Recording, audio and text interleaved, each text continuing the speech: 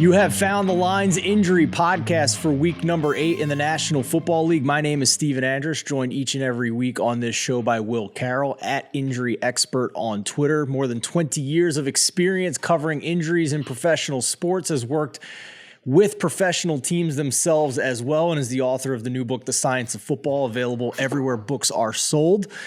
So going into this week, we have some quarterback injuries to discuss. We also have some news on from your reporting, Will, on Jamar Chase, on the extent of this injury that you were the first to report after the initial thoughts were maybe just 4 to 6 weeks for him. So we'll get to him in a moment. But let's start with Russell Wilson, who has the London game on Sunday. Last week, we weren't sure whether he was going to play. You said it was hard to find where exactly he was injured on the tape, which was a very odd situation. But it looks like he's going to play at this point after he just continues to do very wacky things and with stretching on the plane while everybody else is sleeping and these crazy media interviews. But nevertheless, it appears he's going to be back on the field. Yeah, it looks that way. All indications are that he's going to be able to play.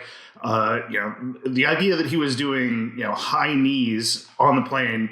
First off, if I'm trying to sleep and somebody's doing something like that, oh man, I'd be so hitting upset. That call button. I'm doing something. That's not leadership. That's just stupidity. So, he did this last year when he was saying he was working out 19 hours a day because he'd broken his finger. And I was like, what exercise is helping your finger? Yeah, there's nothing you can do. You have to wait for it to heal. Just the idea that you can work your way through this is so American to begin with, but it doesn't work. Sit down. If you're going to do something for 4 hours, resting is a really good thing. But the whole thing is kind of goofy because high knees aren't going to help his hamstring to begin with. It's like those guys you see sprinting after knee surgery. It's like, tell me when you can cut, buddy. That's what the real test is going to be. So with Wilson, I'm not sure what to expect. I don't think anybody really knows what to expect from him. But if he's healthy, if he looks like he did the other night, I think you have to try to factor in, that he ought to be better than he's looked this season, that at some point, this is the thing with him. The physical tools haven't dropped off. It's just the decision-making. And I don't think we've ever seen something like that. We're used to seeing physical tools drop off. All you had to do was watch Tom Brady last night. Aaron Rodgers has been off. Russell Wilson has just been bad. It's not like he's slower. It's not like he's throwing the ball any less. So the hamstring, I think, is just one more complicating factor. I hate to say anybody's faking something, but this feels like he's talking up something that's very minor.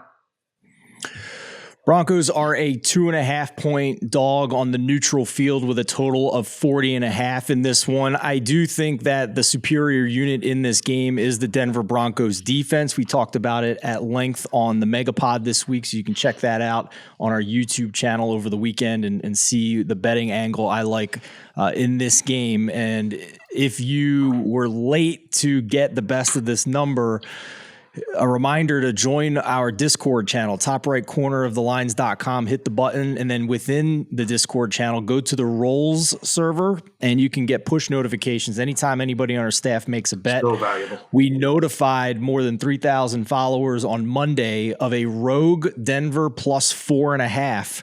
That was just off market. It was the wrong number with the optimism of Wilson. It hadn't adjusted yet, and we hopped on it, and now we have the best of the number here through key numbers of 3 and 4, with now the spread sitting at 2.5. I could probably build a hotel with all the lost money I had on closing line value, but hey, that's what we're trying to do here. We're trying to get the best of the number every single time. So a great opportunity for you guys to join us in getting the best of the number with that feature over in our Discord channel. Okay, Jamar Chase has a hip injury for the Cincinnati Bengals, Will, and this has kind of ballooned a little bit from earlier in the week. At first, it seemed like it wasn't a big deal, and then Adam Schefter comes out and tweets it's looking more like a 4 to 6 week injury, that short-term IR is a possibility. But you fear now through your reporting and talking to your sources that this could be a much bigger issue potentially if he opts for surgery. Yeah, and surgery is just a possibility here. So let's talk about what happened first.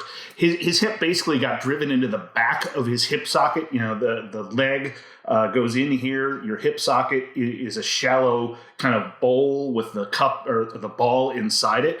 and it got driven back. Now, this is somewhat, not exactly, but somewhat like the motion that Tua Tagovailoa had several years ago. It seems like every week we're talking about an injury that Tua had in the past. Yeah, it's like Kevin Bacon, fracture, 6 degrees. Yeah.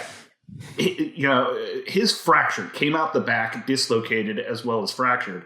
It fractured kind of the bowl. What his did was sort of thump against the back. It wasn't nearly enough for a fracture, which is, there's been some speculation that's what it is. It's not. At worst, it's a bruise. But inside that cup, in both the hip and in the shoulder, is a thin little cartilage layer called the labrum that kind of holds things in place. And when that gets pushed in between those two, it kind of gets ground down, just like a mortar and pestle. You're grinding things in, that labrum's in between, and it's not supposed to get smashed back like that. So if there's a tear in the labrum, which is the fear now, the question is, can he play through it, or does he have to go have that fixed surgically? Now, the surgical fix is pretty good. People come back from this all the time. There are lots of people that have had it. The one I remember is Percy Harvin. And he came back with speed. So I'm not that worried about that. The question is he going to be able to play through it for now and make it to the end of the season? That's the open question. It looks like what they're going to do is kind of what they did with Mac Jones, where they said, we're going to watch this for a couple weeks, see how it heals up, and at that point make a decision on surgery. So that's what I believe we're looking at here. I believe there's a small labrum tear in the back. I do think it's going to need to be surgically fixed at some point, whether that's in season or at the end of the season. That remains to be seen. Certainly not good for Jamar Chase in the short term. Certainly not good for that Bengals offense that seemed to be getting back. They've been without T. Higgins off and on, and Joe Burrow keeps getting hit a lot. And your latest reporting is that a source told you that Jamar is making a decision after consulting with 2 top hip surgeons. So if he has a surgery now, he's done for the season, right? That's the understanding? Yeah, I believe that he's consulted to see what it would be, whether he's comfortable with it, how he would come back. And I don't think he'll make that decision for a couple more weeks.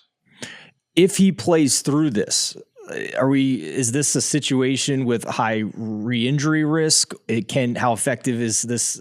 How effective this is can going you to play come through down something to like this? This is basically going to come down to function and pain tolerance. It's going to hurt him a little bit if it's in the wrong position. That tearing, you're going to get a little bit of bone on bone. But it's not like, losing cartilage in a knee, because there's just not quite as much weight on that back portion where the injury is. If this were down, well, it can't be down at the bottom just because how the hip is functionally. But this is something where he's going to be uncomfortable. It's going to be clicking. It's going to be catching. Can he be functional with that? I don't know. That's something he's going to have to test. And that's why I think they're going to wait a couple weeks. It wouldn't stun me to see them put him on the IR, which would knock him out for 4 weeks. They could make the decision. If he has to go out longer, I don't think we're going to see him back inside of a month. Fair enough. The timing of this comes when markets were starting to become bullish again on the Bengals. They had gone all the way to minus 155 to make the playoffs, despite sitting as the 8 seed right now, first team out of the AFC playoff picture, obviously with a lot of games still to go, sitting at plus 250 to win the division in that race with the Baltimore Ravens, plus 2,500 or 25-1 and 13-1 to win the Super Bowl in the AFC respectively. So, and at least in terms of the game this week on Monday Night Football between the Bengals and the Browns, this Jamar Chase news really hasn't altered the market. It has been more about money coming in on the Bengals despite this Jamar Chase news. We've gone from 3 to now a 3.5 with less juice in some spots on the Bengals. So obviously Tyler Boyd showed that he is more than capable of filling in when Jamar Chase is out with more than a 100-yard game. Yeah, he is, but I don't buy this because, Jamar Chase is one of the best in the league. Obviously has a great connection, is obviously the deep threat there. So, again, this isn't a one-for-one replacement. I think Chase is the deep threat. He's the one who's going to break the big play. The other guys are going to be underneath, and Burrow just keeps getting hit. You add in Myles Garrett is getting healthier after his car wreck. He's been able to play. But I just don't see this one. Burrow's been getting knocked around a lot. and not having his go-to receiver seems like a recipe for disaster for him. Apologies on the video side here, guys. My camera's kind of like glaring up here, but we'll push forward here and try and keep going, because obviously the audio is what matters here with the information we're getting from Will Carroll. So great reporting there on Jamar Chase, by the way. Appreciate it. So let's move on here to the New England Patriots, who had a quarterback carousel last week between Mac Jones and Bailey Zappi. This is a video with Mac Jones maybe getting an interception because it might have tipped the cable wire of the sky cam. I hadn't seen that one before, but he's starting this week against the Jets. Apparently the ankle is good enough for him to, again, get the start this time around. Yeah, I'm very curious about this. We all saw it last week. He went out there. He was able to move, but he wasn't able to change directions. Now, some of that is just because he looks awkward to begin with. He's not the most athletic-looking guy. Kind of goes back to that whole Brady kind of body. But he does usually get it done. Yeah, he can run a little bit, and he just looked very uncomfortable out there, and I think they realized it. I don't know what Belichick was trying to do putting him out there. Does another week have that high ankle in a spot where he's going to be able to do the things he needs to do? Have they figured out a different way to brace it? I don't think so. This one just feels to me a lot like last week. I'm hoping Bailey Zappi keeps his arm warm because he might well be back in. I do not like this one for Mac Jones. Getting back out there, seeing what he did last week, I don't think one simple more week is going to be doing anything different for a high ankle that was, let's face it, this was a 6 to 8 week injury, and we're still not even there yet. Yeah, fair enough. I did bet on the Patriots. We have seen a bit of movement for them after the Mac Jones announcement. We're still under the key number of 3 here, -2.5, but it is juiced at a lot of spots up to -115 as we record on Friday afternoon.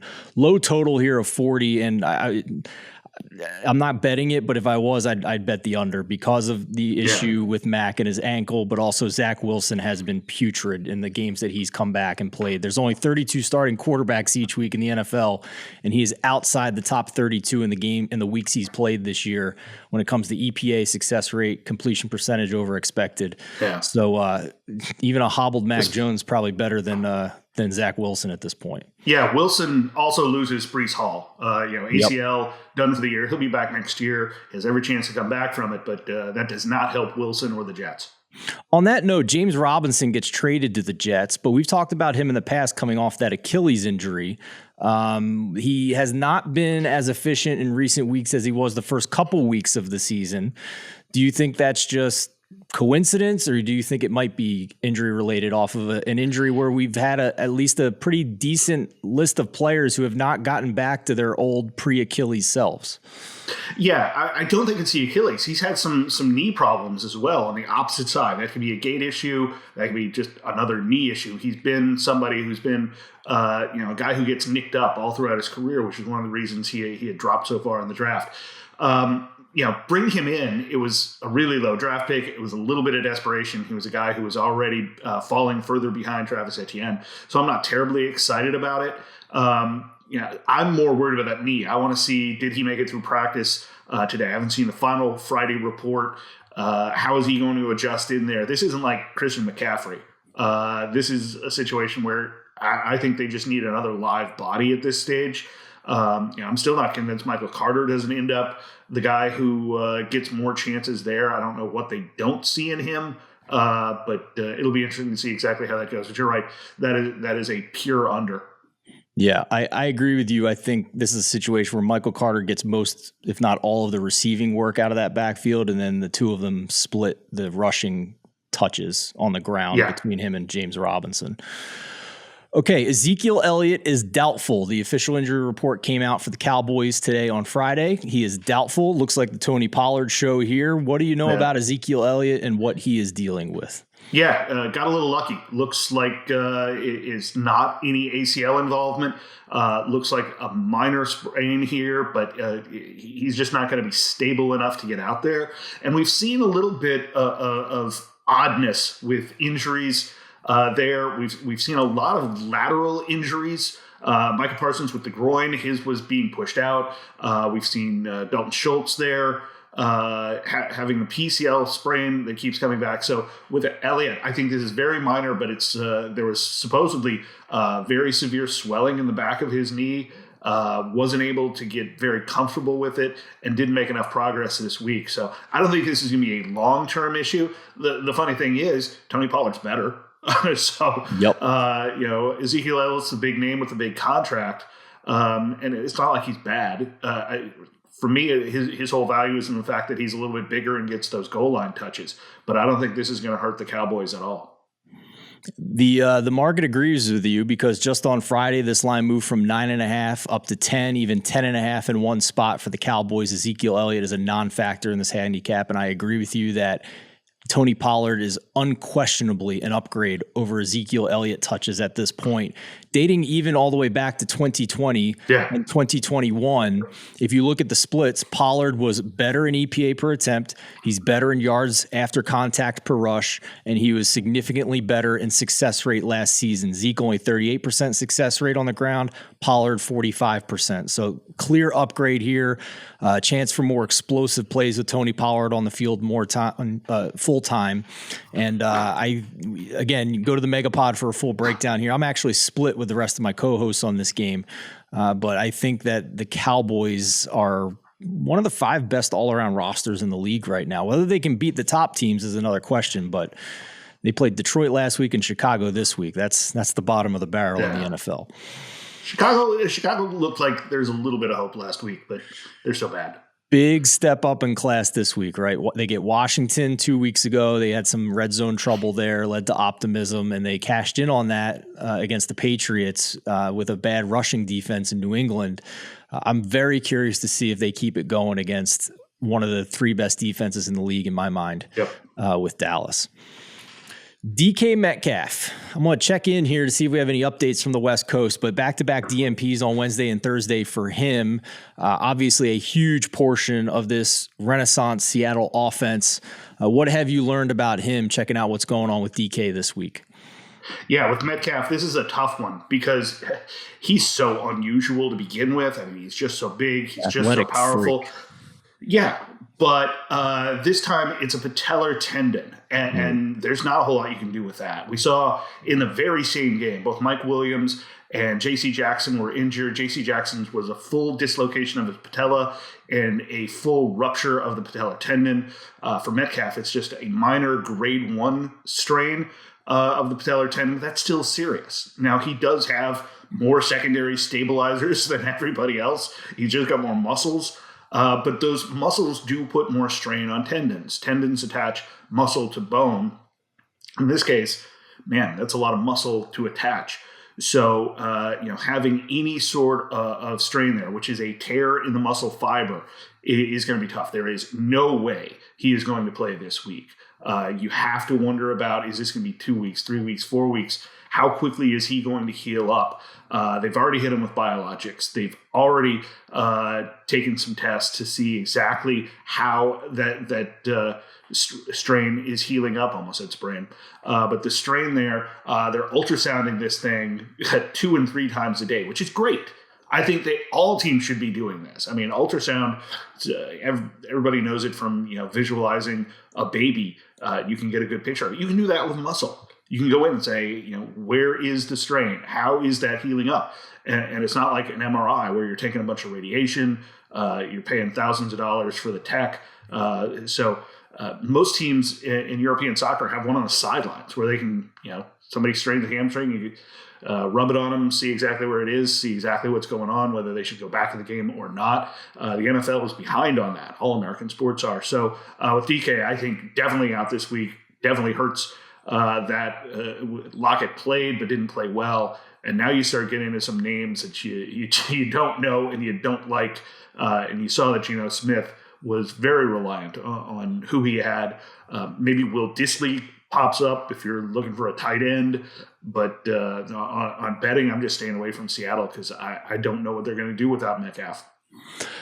I bet the Giants here +3 based on this Metcalf situation. On top of that, something I didn't realize because it hadn't happened yet, but Tyler Lockett's been dealing with a hamstring. He's played, so I didn't think that was something that's going to keep him out. But Friday they added a rib injury to the injury report that wasn't previously reported as well. So he's clearly not 100%.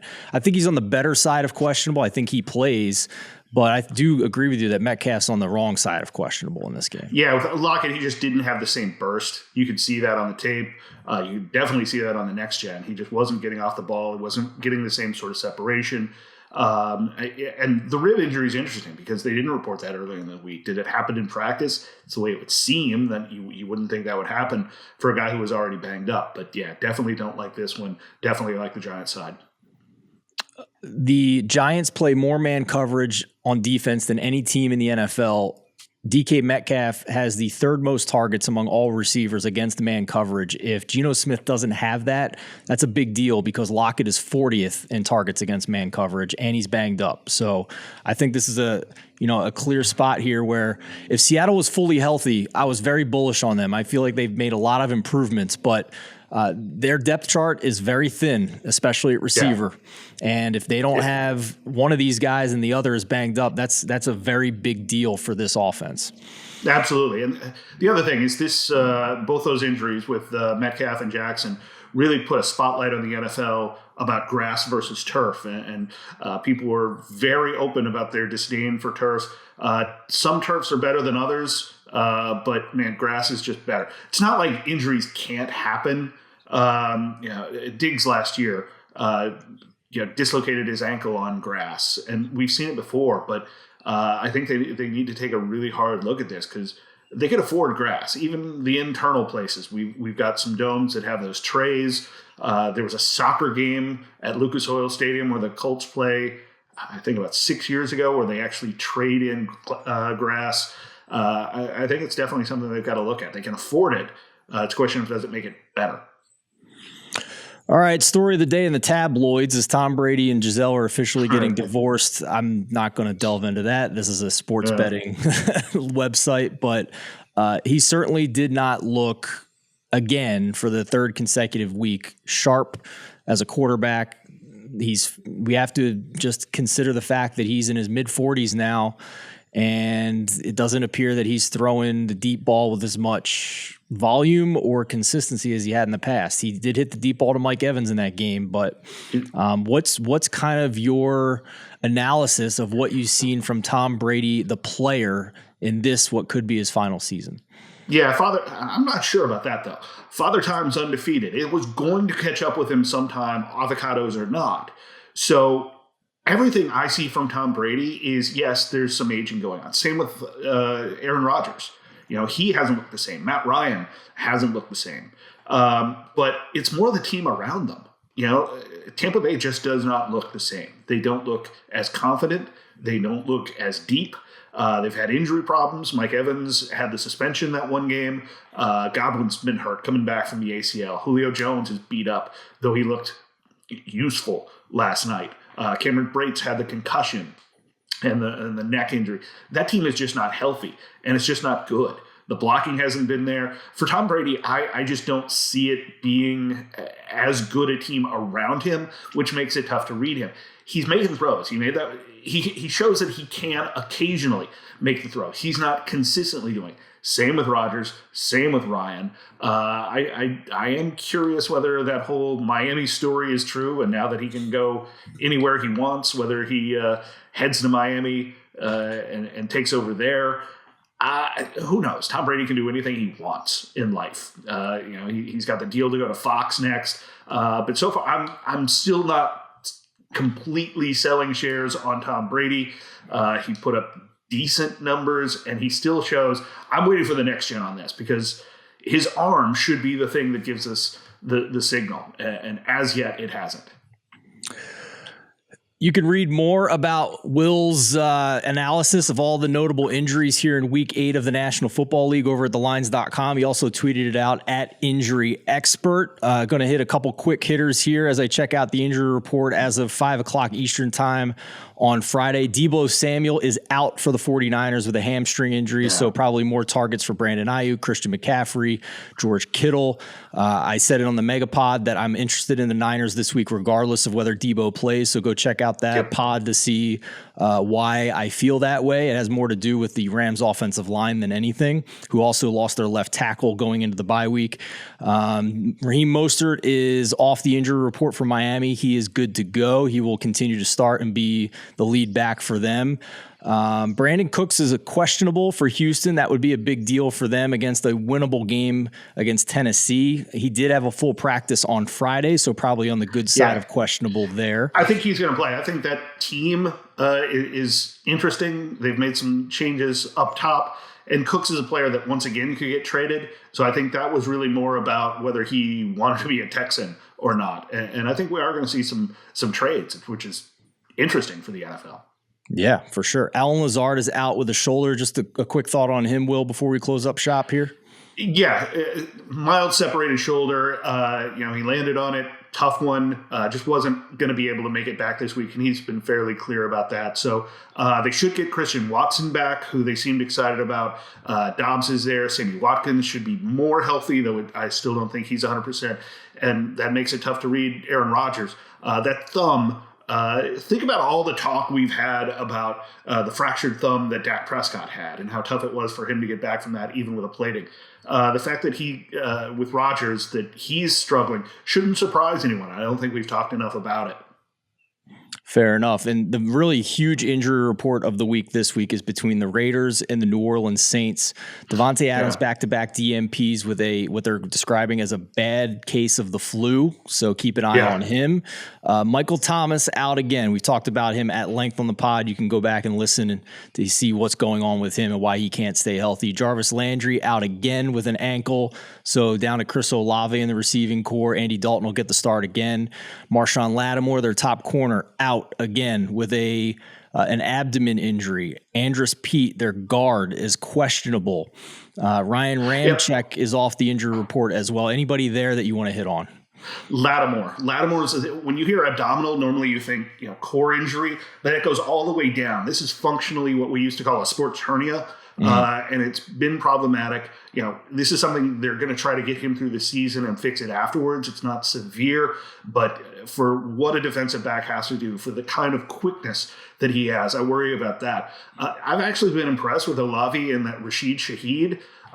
So getting Landry back, getting Thomas back. Thomas, I don't know if he's ever going to be healthy again. It's just one of those situations where you kind of have to wait and see. But he's given us no evidence that he can stay. You're exactly right. It is. How do some guys just vanish? The cliff comes for all of us. And it's one of those where, the Saints just can't stay healthy. They have got to fix this. This is something that when you take a look at ownership, when you've been really, really good, and they were for many years, and now suddenly the last 3-4 years, I know it was confusing with COVID, but man, the Saints have been one of the more injured teams over the last 3 or 4 years, along with the Commanders and the Colts. And those are teams where you would hope their ownership, their leadership would take note and say, we got to do something. Okay, everybody, we are out of time for this week's episode of the Lines Injury Podcast. Thank you so much for watching. Thanks so much for listening. Again, Will's new book is The Science of Football, available everywhere books are sold. You can follow him on Twitter at Injury Expert for more info on all these injuries, most notably that Jamar Chase situation. He's the first to report what's going on with possible surgery being on the table for Chase. You can find that at thelines.com. And best of luck betting week number 8 in the National Football League.